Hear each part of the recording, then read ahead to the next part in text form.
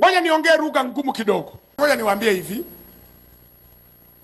uzuri wa sura ni kweli utashawishi mwanaume akuoe kwa usimati wako na jinsi unavyojitengeneza, unavyocheka, kwa unavyotembea, unavyo kila kitu, unaonyesha kama malaika aliyesahauliwa na mbinguni wakati wanaumba dunia huko.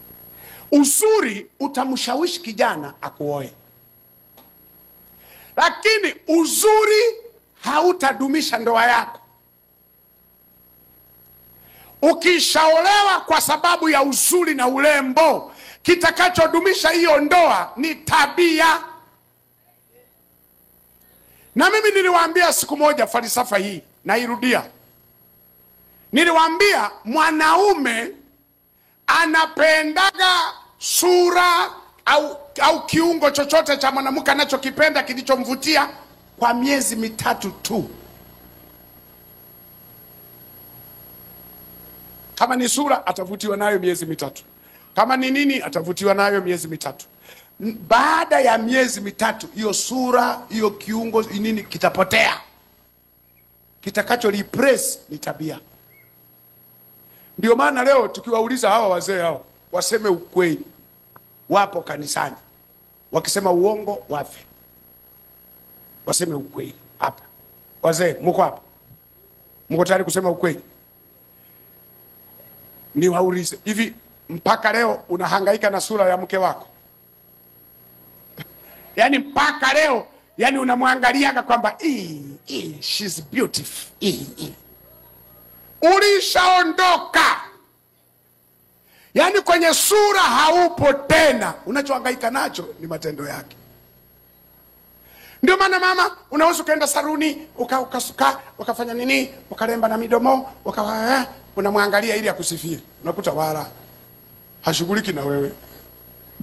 Unamuuliza, ndio nimetoka saruni, nasema okay, sawa, pika chai.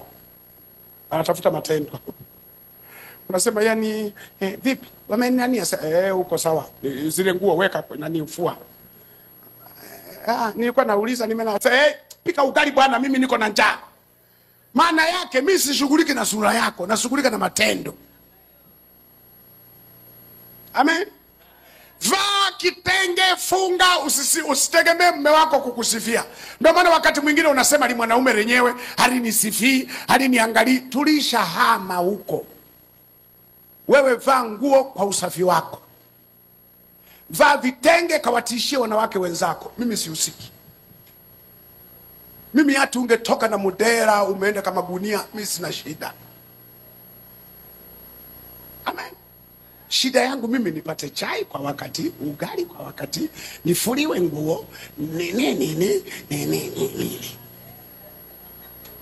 hivyo vingine pelekea wanawake wenzako. Ndio maana unaweza ukapita mbele ya mwanamume wako, unapita unatikisa uumbaji wa Mungu, alafu unashangaa mume wako ashughuliki. Alishashughulika nao ulipokuwa binti, wakati anakutafuta. Sasa hivi hahangaiki na uumbaji wa Mungu, anahangaika na tabia zilizo ndani yako. Hizo ndio kivutio kwake. Ndio maana unaweza ukashangaa mwanaume mpaka watu wanasema hivi, hata kama mama amekapendea nini? Mbona hakana sura, hakana mvuto? Lakini mwanaume anasema my wife, usingizi wangu, my love, my nini. Unajiuliza anasifia kitu gani? Matendo. Hujawahi kuona mtu ameacha mke wake alafu watu wanasema jamani, anatafuta mwanamke wa aina gani? Mwanamke mrembo, mwanamke mzuri, mwanamke anavutia. Anamwachaje? Uzuri mnauona nyie. Yeye hajayaona matendo yaliyotakiwa ndio yawe mazuri kwake. Ndio maana nyie mnasema kaacha mke safi, yeye anasema nimeachana na shetani. Yeye anasema kavast kameshaondoka. Uzuri hauwezi kuwa kivutio kwa mume wako kama tabia yako ni mbovu. Tabia ndio itamfanya mume wako asikie ameoa. Lakini kama kalikuwa na kiburi, Kwa hiyo kuna kiburi cha mafanikio kwa sababu ya fedha. Kuna kiburi ambacho wamama wengine wanakipata kwa sababu ya elimu, kwamba amesoma kuliko mmewe. Kwa kila wakati anasema mme wake akikosea kidogo anasema tatizo elimu. Wewe sisi nakasema ndio maana tunawaambiaga mungesoma. Unaona sasa vitu tunavyovifanya vya kijinga, elimu. Na mwanaume ni kiumbe kikizarauliwa, ukirudisha ni kazi. Kwa sababu mwanaume hata kama hana hera anataka heshima. Mnanisikia? Mwanaume ni kiumbe kinapenda kuheshimiwa. Yaani hata kama hakina hera kinataka kiheshimiwe. Heshima yake anaitaka. Hasa ukiweka kiburi umempoteza. Kuna wengine kiburi kinatokana na kacheo. Mwaikoona wanawake tunawapa vyeo humu kanisani. Hasa kale kacheo anaanza kudharau na mume wake kwa sababu anamuona Mkristo wake. Kiburi kwa sababu tu ya kacheo. Kiburi kwa sababu ya huduma. Mwaikoona wamama akianza kuhudumu, akianza kuhubiri, akianza kuwa mwimbaji maarufu, anadharau mume wake. Hata hamwagi. Ashakatu anakunja mabegi. Wewe unaenda wapi? Huduma. Unaenda wapi? Nimealikwa kwenye mkutano.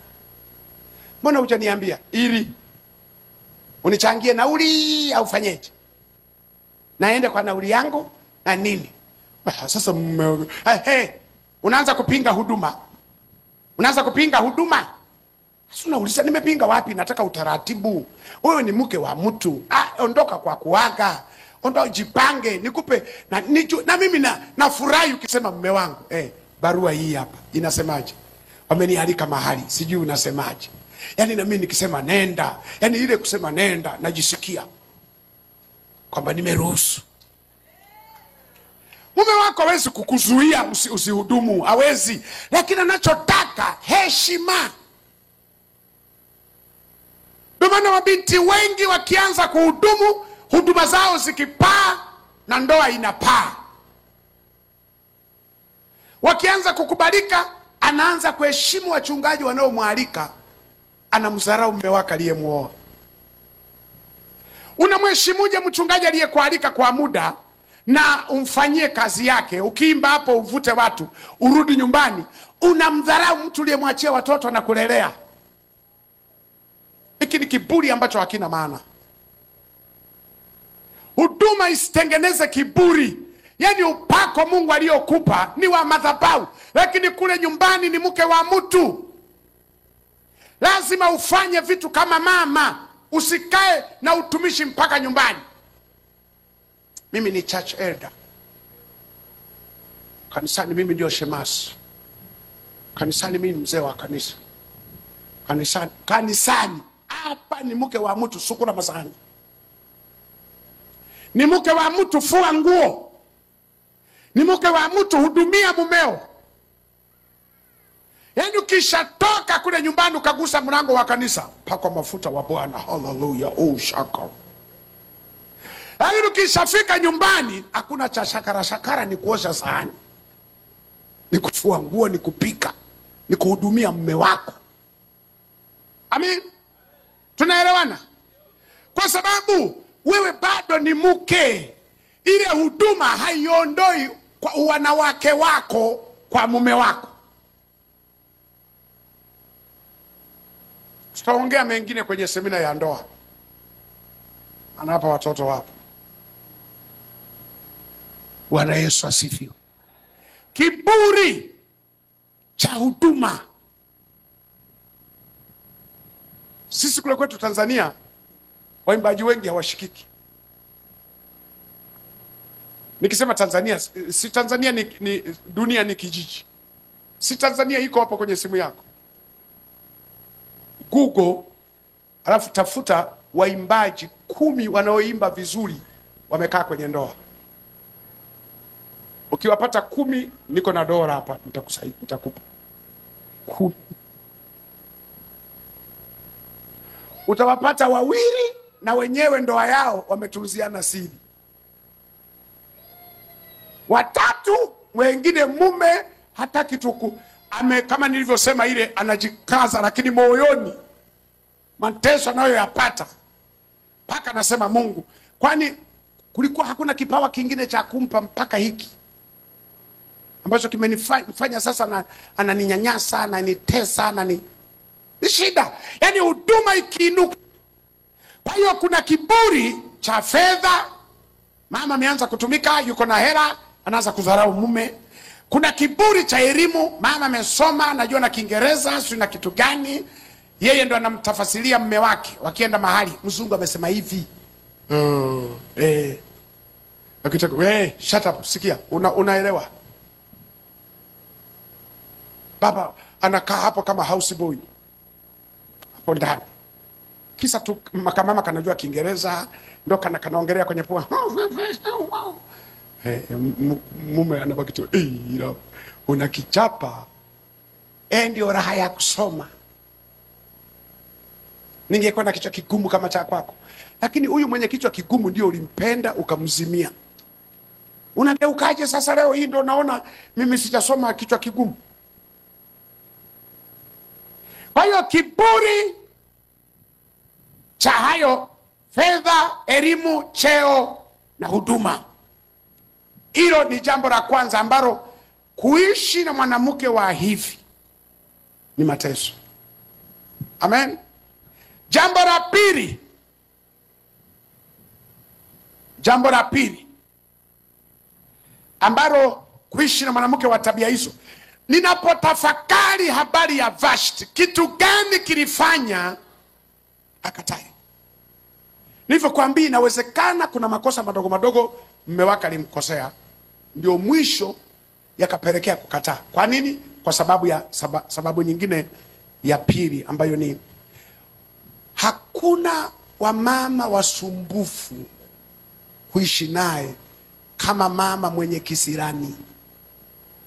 Mnafahamu kisirani? Kuzira. Ukibugusa kidogo, ukikosea kaneno kadogo, yani hata ukimuuliza chumvi imezidi, imezidi. Okay. Ungetafuta wanaojua kupika. Hai. Unafikiria yameisha. Unashangaa jioni hakuna mtu anapika. Kwa hiyo leo tunalala na njaa. Umesema mimi na mkono wa chumvi. Na mkono wa chumvi. Kwa hiyo wewe uende restaurant huko ukale kwa Wachina au kwa wanani, kwa Wakorea, kwa wanani ambao hawana mkono wa chumvi. Mimi sipiki.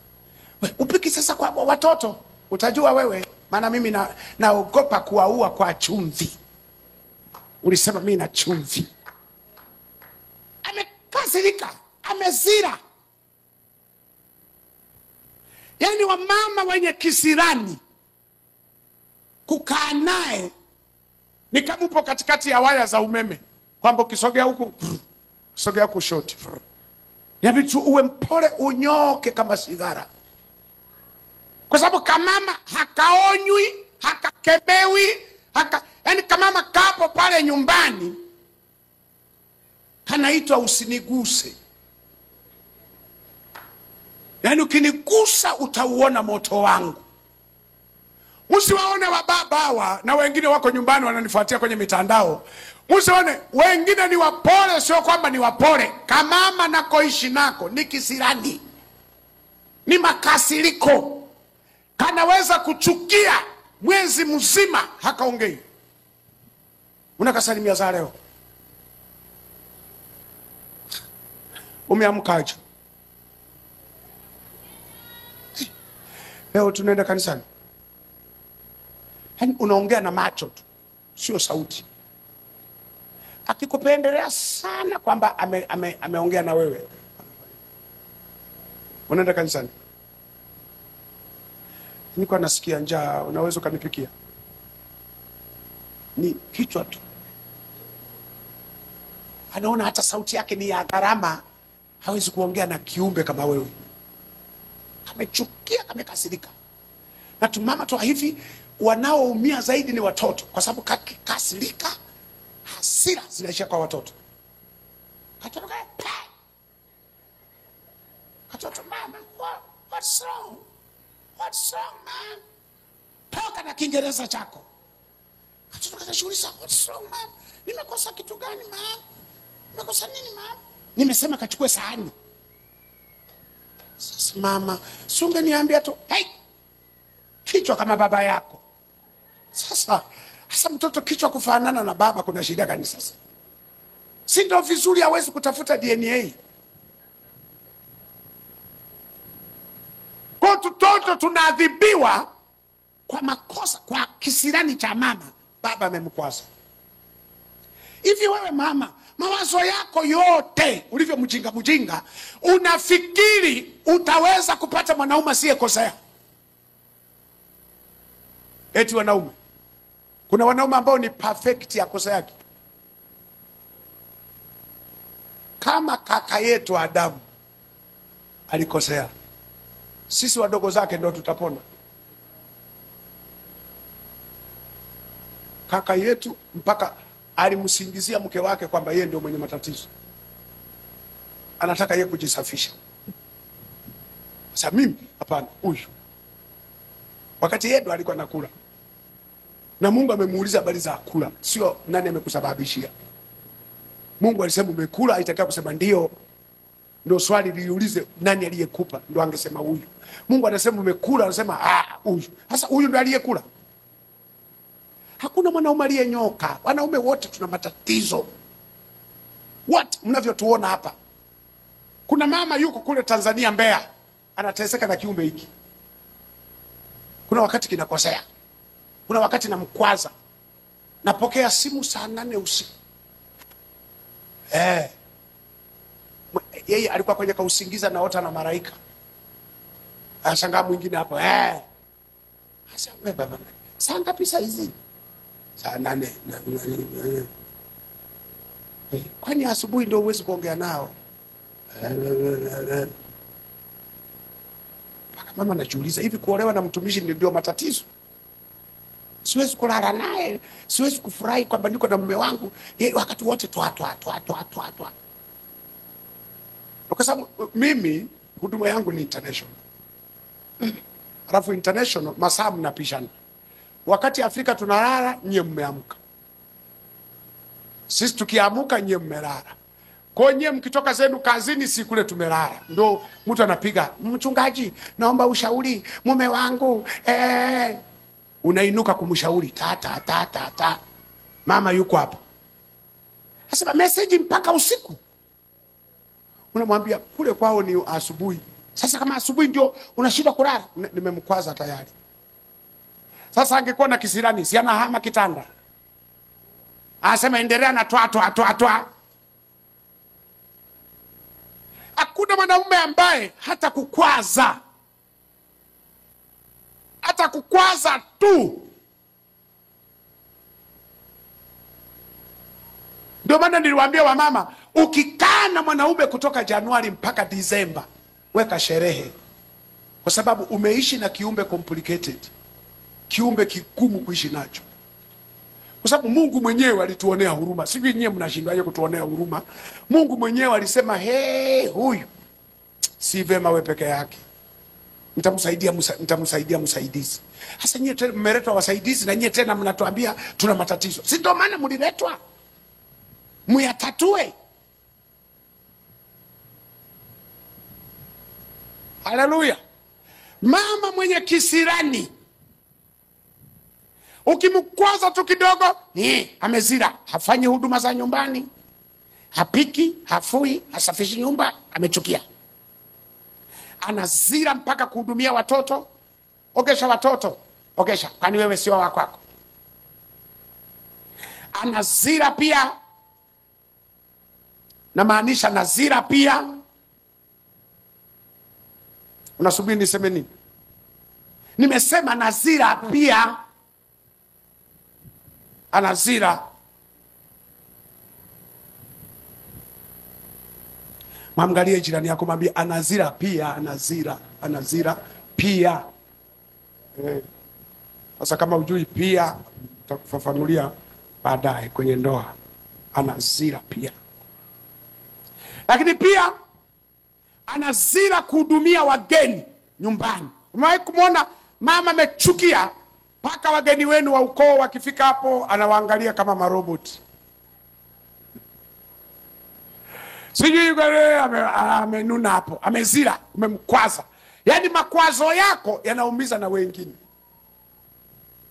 Ndio maana nasema angalieni shina la uchungu lisije likainuka ndani yenu, kwa sababu hilo shina litasababisha mateso hata kwa watu wanaokuzunguka. Kwa sababu najua watu wengi mnateseka kwenye familia sio kwa sababu ya kitu kingine. Yaani kuna watu walikukasirisha, sasa na kisirani chako umezira, huwezi kufanya shughuli zingine zote hizo. Makasiriko yanaumiza na watu wengine, na wengine mnazira kwa sababu tu mume wako akusikilizi vizuri. Si unajua wanaume ni vichwa ngumu. Sisi wanaume ni vichwa ngumu. Mwambie mwanamke mwenzako, vichwa vigumu ni wanaume. Sisi.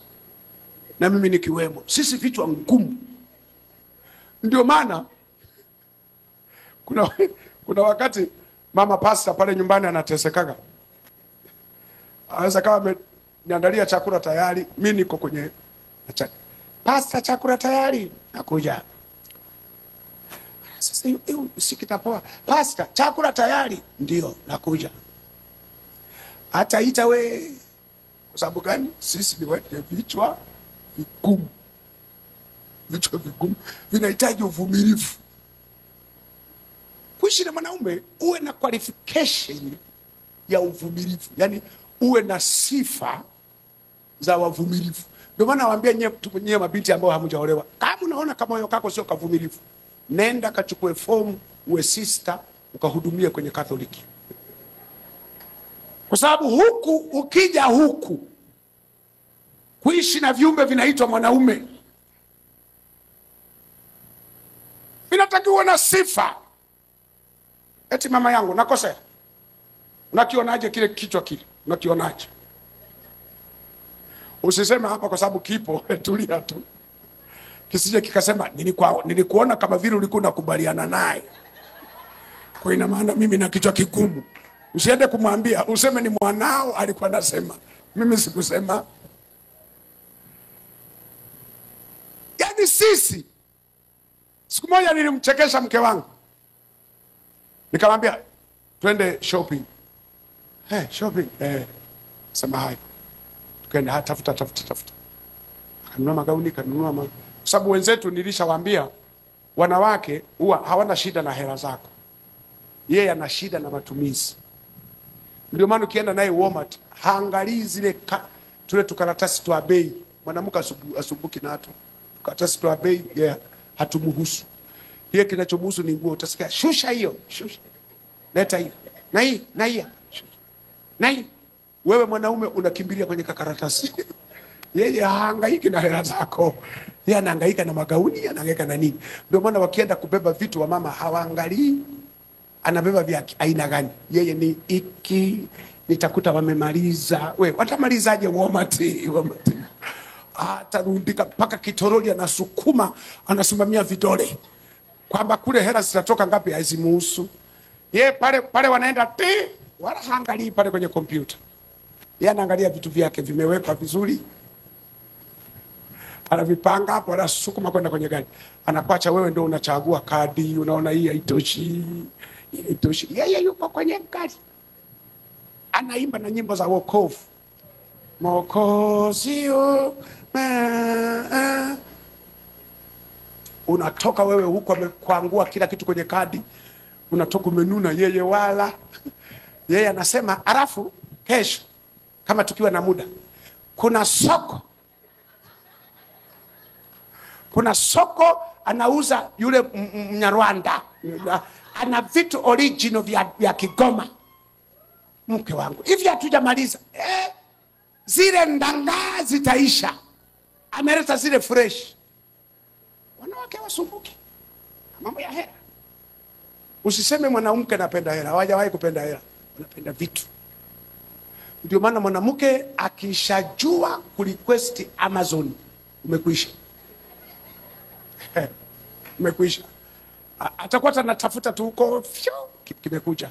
We, haya maboksi hapa niliagiza giza. Wamama wangapi mnajua kuagiza Amazon?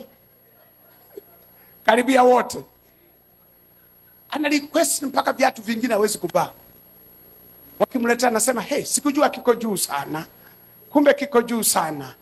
Kitaniangusha, anakitupa huko. Ana request kingine.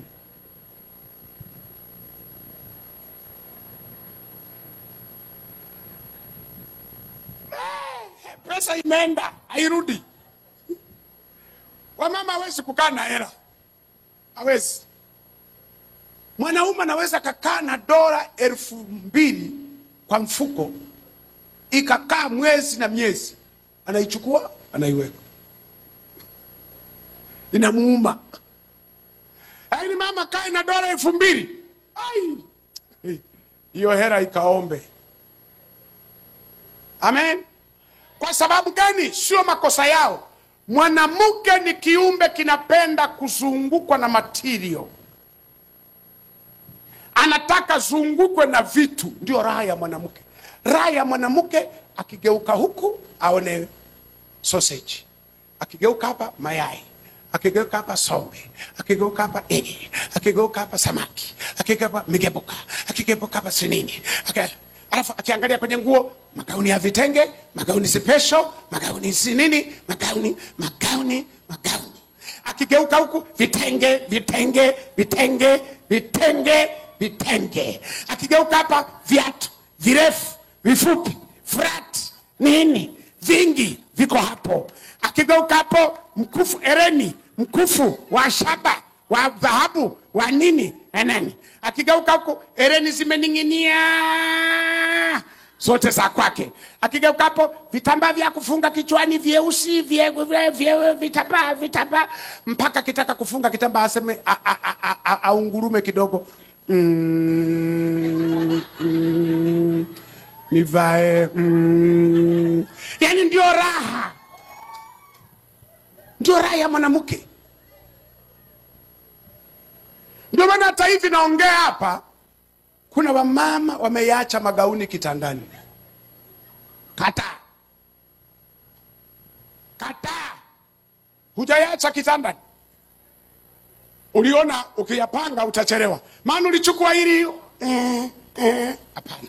Chukua hii hapana. Chukua pako kalipata hilo ulilovaa leo. Ukirudi nyumbani unaenda kuyapanga upya. Lakini ndio raha ya mwanamke.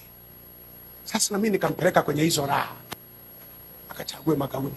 Chagua mwenzake anafanya maombi. Sasa Bwana Yesu, roho ya tamaa, roho ya kutokulizika, naifunga. Yeye anaifungua, anasema leta hiyo. Alipokusanya hayo manguo, akasema, leo umenifanya shopping. Nikamwambia, unajua kwa nini nimekufanya shopping yote hii? Umefaulu kuishi na kiumbe hiki. Nimeona nikupe surprise kwa sababu umekaa na kiumbe kigumu. Amen. Na haya nayasema hapa, nyinyi ambao waume zenu hawapo hapa, usiende kumwambia kwamba Mugogo amesema wewe una kichwa kigumu. Mimi sitakuweko. Kwa hiyo makasiriko, kisirani, kwa sababu tu mke wako amekukwaza kidogo, amekunani kidogo, mume wako umekasirika. Wamama visirani. Ukiona una pepo la kisirani, sahau kwenda mbinguni. Kwa sababu mbinguni tutaenda kwa kusamehe. Na Biblia imeshaweka clear kwamba tutasamehewa kwa sababu na sisi tuna uwezo wa kusamehe. Kwani Injili ya Mathayo pale 5:6 ngapi? 14. 6:14. Anasema tusipowasamehe watu makosa yao, hata sisi Mungu hawezi kufanya nini? Hasa iwezekani hapa tunasema tuingie kwenye utakaso. Tujitakase mbele za Bwana. Na wewe baba, kama kuna mahali nimekukosea, baba nisamehe, baba nitakase. Mungu anakuangalia. Sasa mbona wewe umeshindwa kusamehe wenzako? Kesho nitafundisha hiyo nguvu ya kusamehe inavyoondoa stress. Hiyo ni dawa. Kwa hiyo makasiriko, muda wetu nao umekimbia. Nimeiba dakika kama 9 hivi. Ngoja niongeze kuiba zingine ili mkinilaumu mnilaumu kwa haki. Hamwezi kunilaumu kwa dakika 9 tu alafu niingie kwenye lawama. Si bora niliende mpaka 15 ili mkinilaumu iwe haki. Na mimi nikubali hizo lawama. Amen. Si ndio?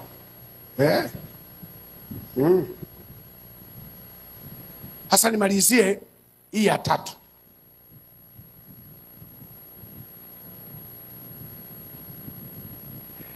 Wanawake wa hivi ambao ni wagumu kuishi nao ni wale wanaosahau mlikotokea. Wanasahau historia mlikotokea, ndio maana anaanza usumbufu. Hivi huyu Malkia angekumbuka alivyoupata umalikia kwa shida, kwa sababu ili uwe Malkia unaandaliwa, unapodopodolewa katikati ya wengi, mnapita kwenye mtihani, mnaweza kutafuta umalikia watu 2000, alafu unakuja kuchaguliwa wewe katika watu 2000. Hivi angekumbuka yote hayo, angekuwa na kiburi kwa mume wake kweli? Kwamba nimechaguliwa katikati ya wengi tuliogombania tuwe Malkia, mimi ndio nikapewa. Usahaulifu wa kusahau alivyoipata hiyo nafasi. Unajua wakati mwingine unapaswa kuwa na heshima, ukatibiwe huko. Amen. Sasa wewe unasahau mume wako aliko kutoa, ulikuwa katikati ya mabinti wengi ambao wengine wamejiweka sawa, tuko tulembo, lakini akakuchukua wewe. Kuoga ulikuwa ujui vizuri, kuvaa ulikuwa ujui vizuri, vitu vingi vilikuwa vinakushinda, mpaka hata waliposikia anakuchumbia wakasema huyu jamaa amekosa wanawake kabisa huyu. Lakini ndio kamoyo kalikudondokea, akakupata, akakuoa. Mmekaa leo tena wewe ndio unageuka, unaanza kuwa na kiburi. Vashti amegeuka na sahau kwamba niyemwita ni mfalme ambaye alimpata kwa tabu. Anapoteza nafasi hivi kijinga. Wa mama hebu kumbuka ulikotokea. Ndio maana kipindi kile niliwaambia wachungaji, niliwaambia wanaume, niliwaambia zile picha zenu za zamani msitupe, zitunze hizo picha za zamani. Siku kama mama kakianza kiburi, katolee, mwambie huyu hapa ni wewe, unajiona. Aseme ndio nilikuwa hivi mimi, ndio huyu. Huyu hapa anakuwa kama ametoka hospitali, ulikuwa msiba. Asema ndio huyu hapa, mbona huyu anakuwa kama kichaa? Hapana, hukuwa na kichaa, ulikuwa mzima, mtoto wa watu. Ndio mimi nikakupenda hivi. Leo umenawiri, mpaka ukijiangalia kwenye kioo unasema oh hallelujah, oh Yesu, jina lako libarikiwe. Nilikuwa nani mimi? Umenitoa chini, umenipandisha viwango. Unajiangalia kwenye kioo, unatabasamu peke yako. Umesahau kule ulikuwa unaonekana kama kichaa. Yaani usahaulifu ndio uliofanya huyu Vashti asahau alikotokea. Ni muda wa kuchukua nafasi yako katika meza ya HW, tuwasilishe kwako mawazo yenye tija kwa maneno ya dhahabu, kukupa hamasa na kujengea uwezo wa kufanya zaidi na kuwa zaidi. Welcome to the Home of Positive Vibes.